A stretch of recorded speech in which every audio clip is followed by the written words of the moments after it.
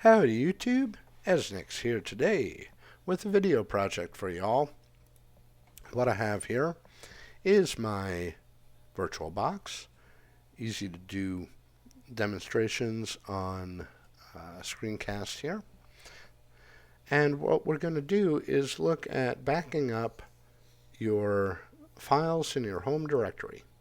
Two different ways graphically to do that are very equivalent to each other in the result, but slightly different in the use.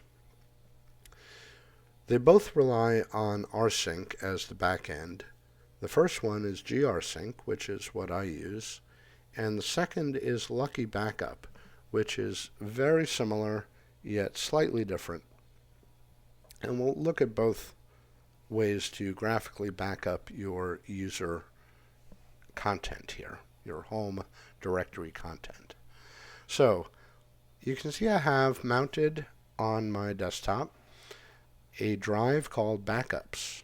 Now my drive is formatted ext4. It has plenty of room on it to hold the backups, and I use ext4 exclusively for backups because while I use Linux exclusively as my desktop, and there's no need for me to maintain compatibility with Windows, I actually prefer that the backups are on Linux native formatted media file systems, because that's what I use. I can access it from any system I boot my computer with, any Linux system, which is all I use, mostly Debian, but it would work under any Linux distribution whatsoever. I could access my backups. And Grsync is a little graphical program front end to Grsync that's available, I think, on every distribution that I would use, especially Debian based. So let's get into it. Grsync is right here. And as you can see, I have it all set up and ready to go. What we're looking at here is the Grsync program, and when you start it up, it remembers the last session you used. For me, it's full home.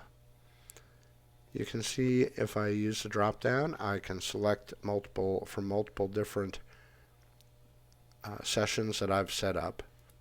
So we'll do full home, and we'll go through the screen here. So we have our source, which is our home directory. We chose that right here, and I just chose home. We have our destination, which is our backup drive here. The way I chose that is under Open. You have to go to File System. You have to know where your drive is mounted. In Debian systems, it's under Media, the name of the device, the name, and on that device where you want. So we're going to go with full home. Perfect. So we have our source and our destination. I do click all of these preserve options: preserve timestamp, preserve owner, permissions, and group. It's not totally necessary in your user data, but I figure why not? It's safe to do that, to preserve all of these file metadata items. I do want it to delete on destination. What that does is that if I've deleted files in the source, I don't want them to be maintained in the destination. Verbose is handy if you have any problems. You can see the full Grsync output. Ignore existing, I leave that unchecked because I don't want it to ignore existing files. Skip newer, I don't have that checked because, one, there shouldn't be a newer file on the destination as there is in the source. Do not leave file system. Now, for your home folder, this more than likely will not apply. However, it's safe, and if you do happen to ever put a symlink in your home folder to a file system outside of itself, I don't want that symlink followed. So that's why I have this checked. Show transfer progress, it's always nice to see it working. Size only, I don't really have it check that. And here, if you do need to back up to a FAT or NTFS system, you can check this. So let's go over to advanced options, because it gets interesting here. I don't have it do any of this. I do have it make backups. I really haven't noticed the difference between having this checked or unchecked. It seems to do the same thing. Protect remote arguments. It checks that by default. I don't really know what it does, so I just leave it. Here is where it gets most interesting. Additional options. Now, for my own personal use, my music directory and my videos directory are huge. I back them up separately in their own session. I don't want them included in the full home. I can back up and restore them on their own. They rarely change all that much, hardly ever. So there's no need to include that each time. The last option here to exclude is the .aqemu folder.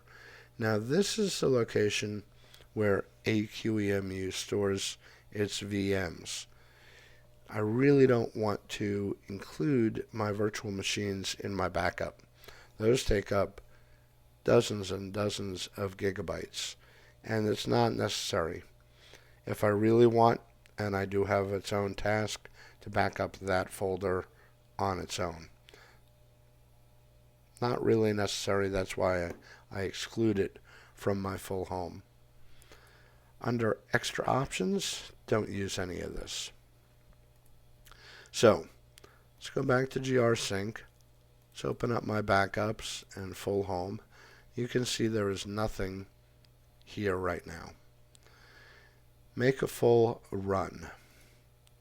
If I click that, it runs my backup task. Perfect. I now have my backed up Grsync home folder. Pretty cool. You can see I do not have my music folder and I do not have my video folder. If I look at show hidden, I do not have my .aqemu folder. So far, this did exactly what my session wanted to, what I told it to do. Now, if I do want to back up my music folder, I can select it and run, and now it's backing up my music folder. Perfect. If I want to back up my video folder, I can do that too. Very nice. Now say I do want to create a backup of my VMs. One thing you'll notice is I did add a regular folder at the end here, not the dot folder, because I do want to see that it's at the destination. And if I want to see that without having to show hidden files, I can now see it's done its job. If I really want to see what's inside of it, I can do that. So there you go. My full backup of my home folder in 4 different subfolders here. Now, say I want to restore my backups. Now, if I want to restore my backups and I'm restoring from my running system, all I need to do is, say I want to restore full home, go to full home, and over here I can switch source and destination. What that does, the source now becomes the backup, and the destination becomes my home folder. When I run it, I will replace whatever's in the home folder with whatever's in the backup. Pretty cool. And I just do that through each of the tasks. So now it will pull my music back up and restore to my home. Very cool. Very, very cool. Same with AQEMU. Now when you do this, when you restore, let's take a look at this. Now from here, no, it should be fine.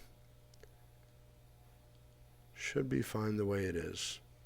What I was thinking is you may need to add a trailing slash, and that way it will not recreate the folder within the folder. That might be something you need to do. You'll have to play around with that, see which one works the way you want it to. So, hopefully that helps you work with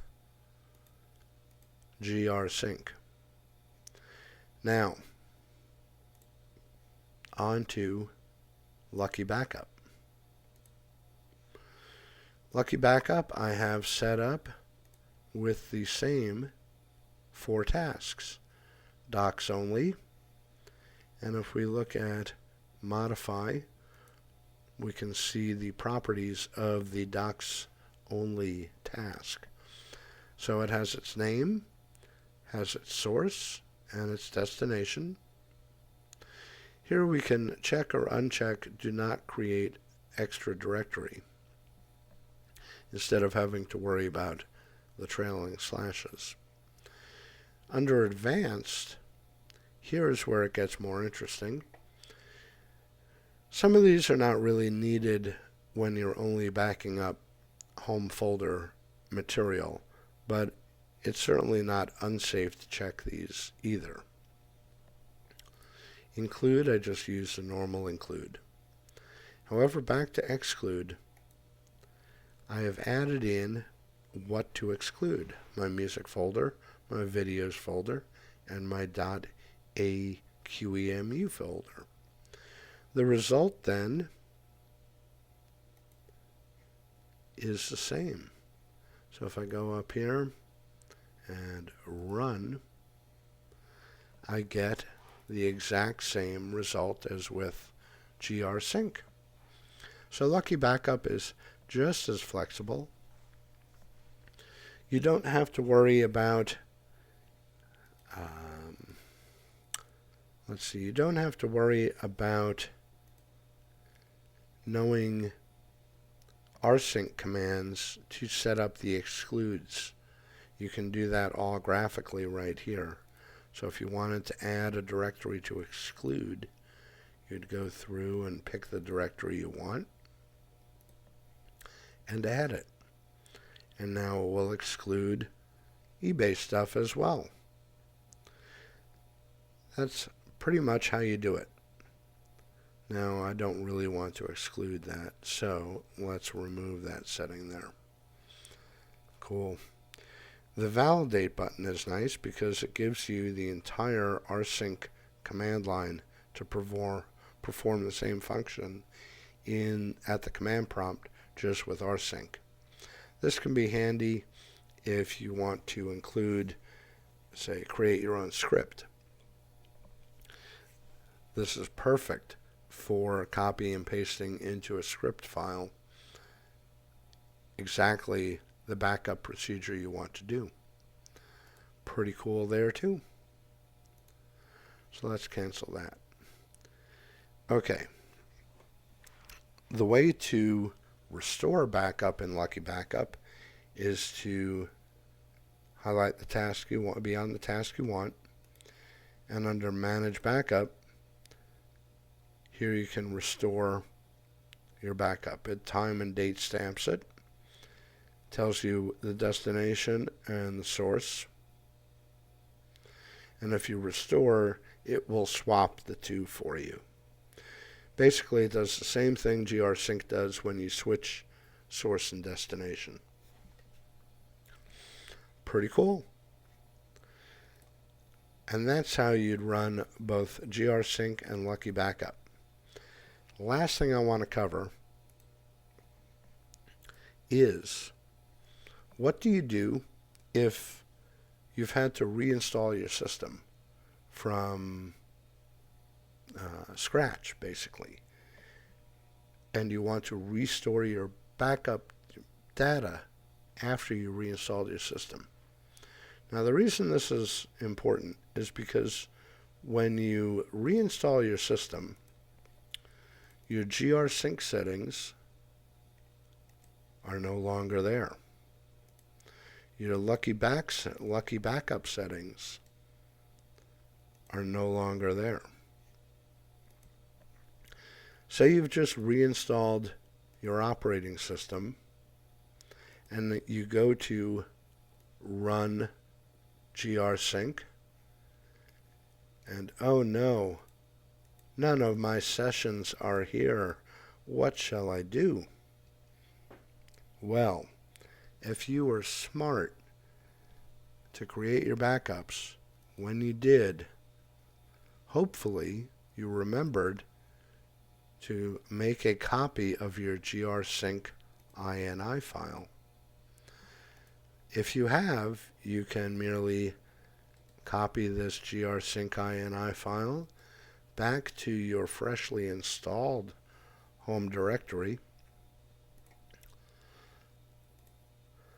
or if you use LuckyBackup and you made a backup of your LuckyBackup settings, you can do the same thing.